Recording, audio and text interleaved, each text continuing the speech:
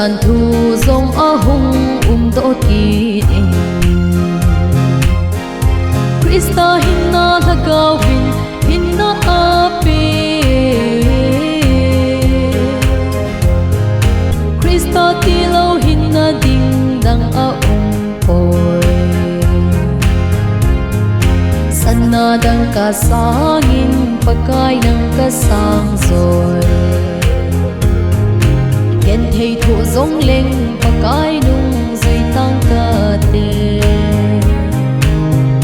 Ken thầy thủ giống lên pagkay nung dưới tăng ca tê Van go lo ding in Pat thiên sa kahitai Krista lagaw tingin Palama ay pwedeng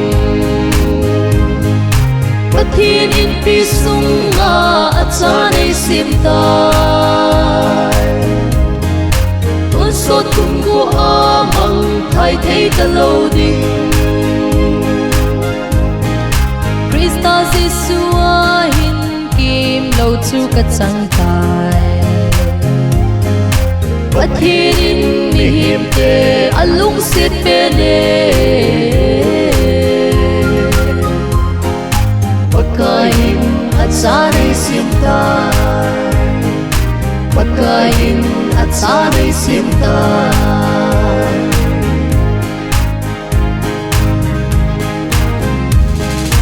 Israel na maupat na itsang tawe Vanuya kipana thupana tong ding Uhing na thupulput na inlit inay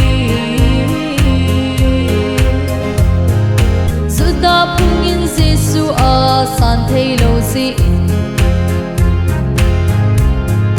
Manasit sa ten pagkay kinatong Ano'y gamit na hinatun salva ute Ano'y gamit na hinatun salva ute Van go lo dingin Pathin sa kahitay Krista lagaw tingin Palama ay pwedeng Pathinin pisunga at sana'y simtay Unsot kung ko amang thay talaw ding Krista sisuahin kim lau chu kat sangkay Pathinin mihim te alung sit pene Pagkain at sana'y simtay Pagkain at sana'y simtay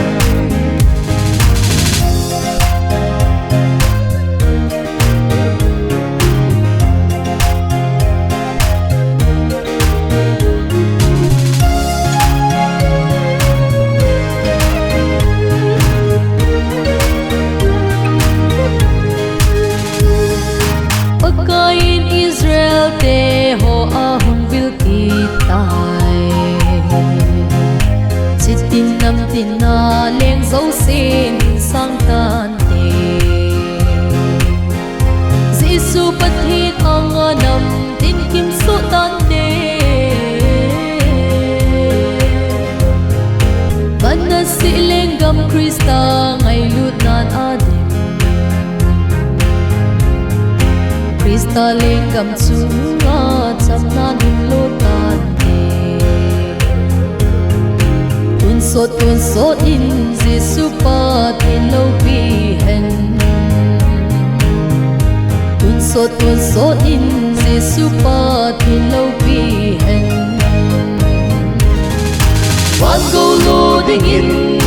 pathin sa kahitay Krista lagaw tingin Palama ay pwedeng Pathinin pisunga at sana'y simtay